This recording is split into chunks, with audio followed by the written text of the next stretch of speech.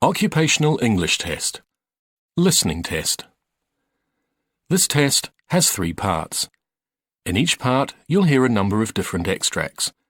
At the start of each extract, you'll hear this sound. You'll have time to read the questions before you hear each extract, and you'll hear each extract once only. Complete your answers as you listen. At the end of the test, you'll have 2 minutes to check your answers. Part A.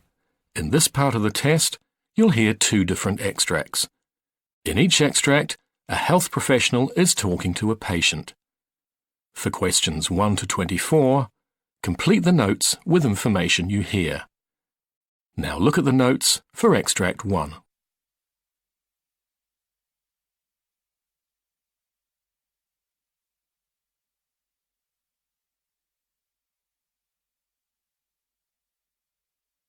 Extract 2, questions 13 to 24. For questions 13 to 24, complete the notes with a word or short phrase. You now have 30 seconds to look at the notes.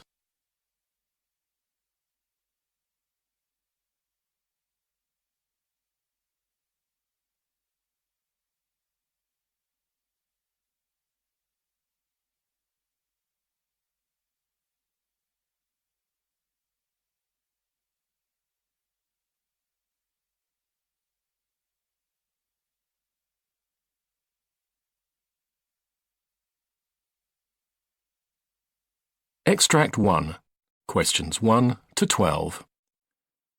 For questions 1 to 12, complete the notes with a word or short phrase. You now have 30 seconds to look at the notes.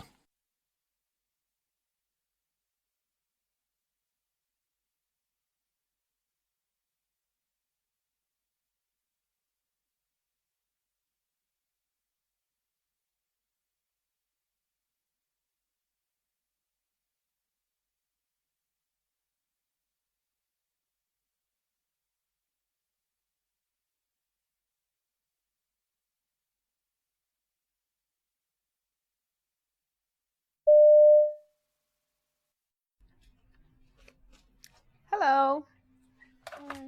Hello. Hi, my name is Terry, and I'm going to be the nurse working with you today in the emergency department. And I just wanted to check your ID band. Can you just tell me your name? Joyce W. All right, and your date of birth, Joyce? October 16, 1983. Okay. And are you allergic to anything? No.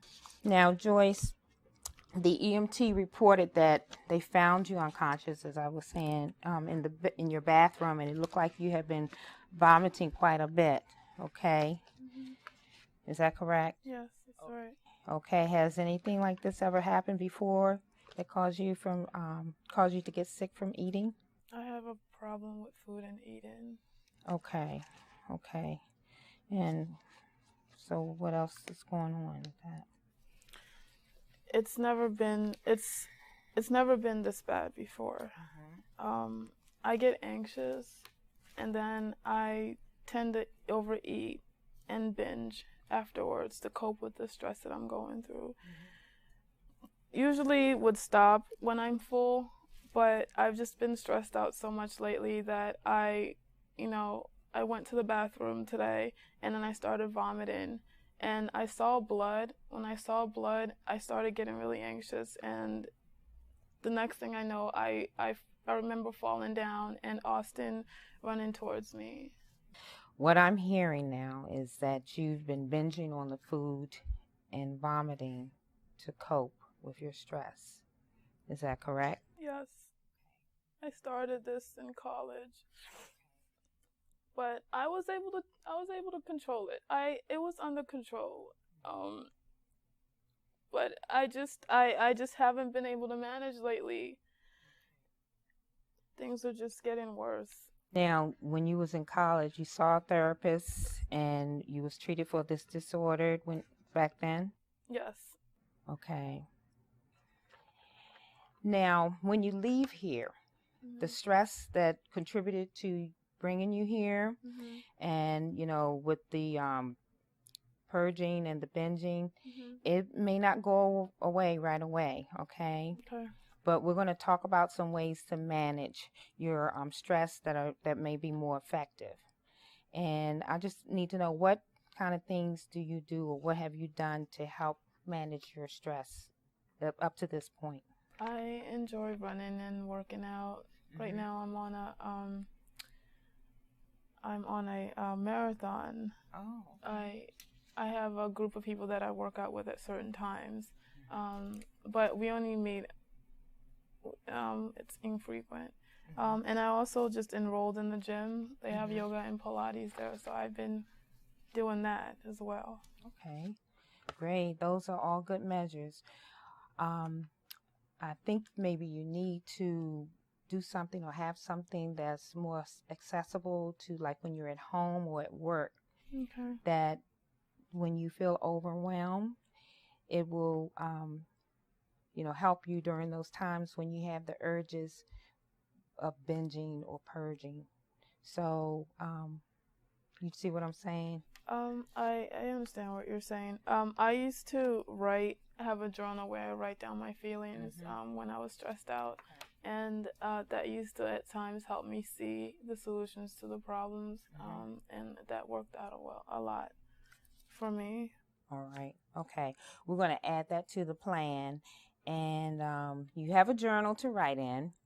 And the thing is, when you feel stressed at work, anytime, or at home, you can spend a few minutes writing in your journal and writing your thoughts down, and your feelings down on paper.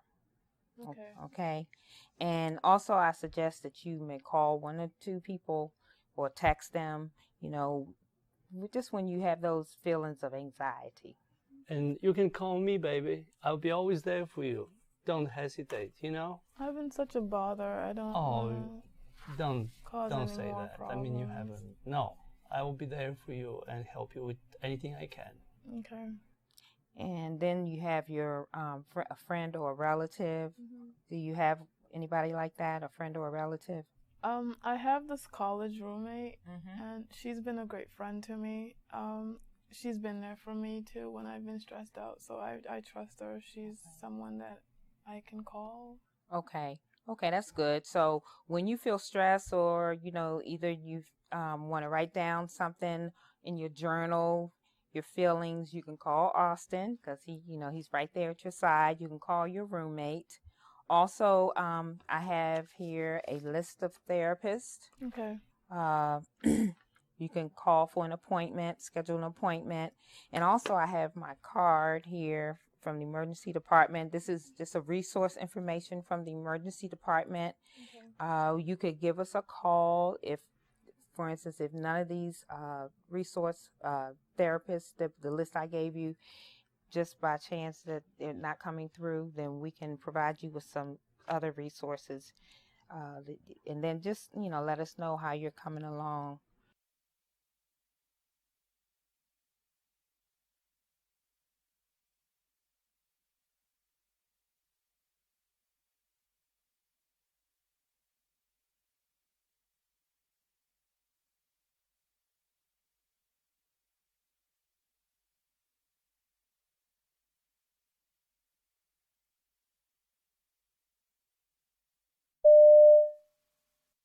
So I wrote a prescription for antibiotics for Aiden. Okay.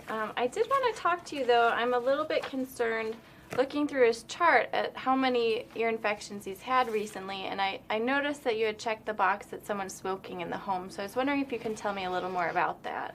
Well, it's just me and him, and I do smoke. I try really hard not to smoke around him, but I've been smoking for 10 years, except when I was pregnant with him. But it's so stressful being a single mom and having a full-time job, and so that's why I started smoking again. You have a lot of things going on, and smoking's kind of a way to relax and de-stress. Yes, yeah. Some people have a glass of wine, I have a cigarette. Sure. And it sounds like you're trying not to smoke around him. Why did you make that decision? I know it's not good for him. I mean, I've read those things about ear infections and asthma and stuff, but other kids have ear infections and their parents don't smoke.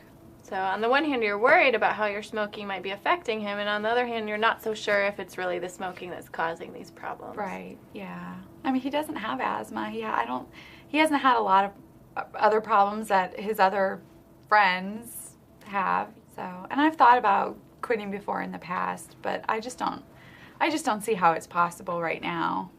What made you decide to quit smoking when you were pregnant? Well, he was inside me and we were sharing everything, and I knew that he would get some of that, and I just didn't think I could live with myself if something happened to him. Right now, though, it feels almost too difficult to even manage or even to try. Yeah, exactly. How were you successful when you quit before?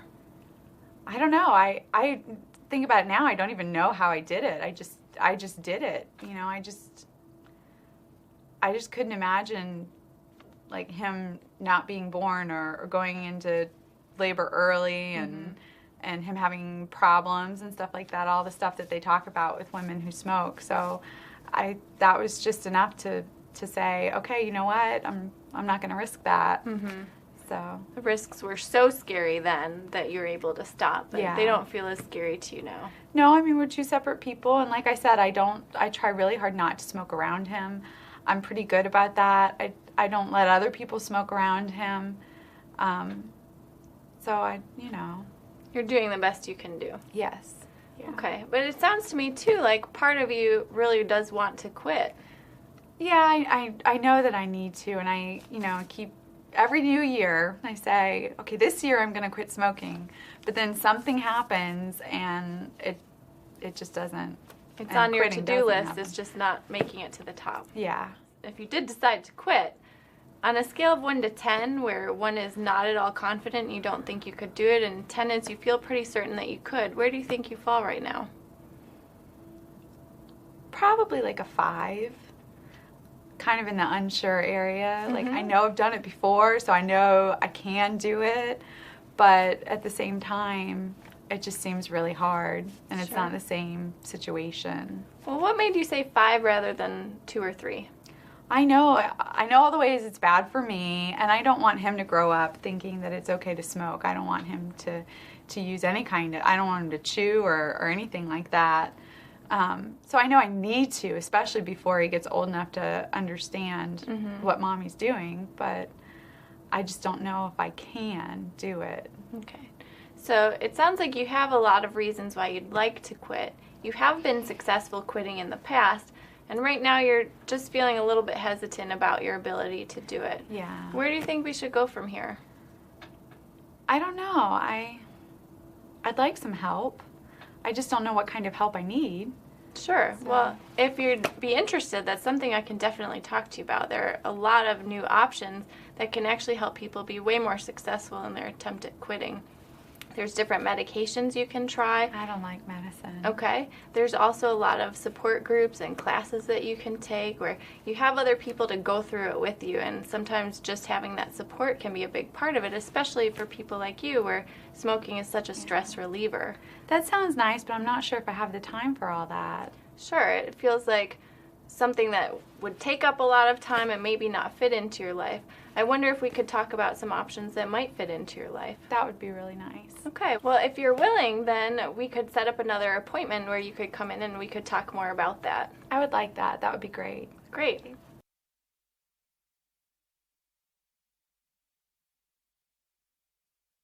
That is the end of Part A. Now look at Part B.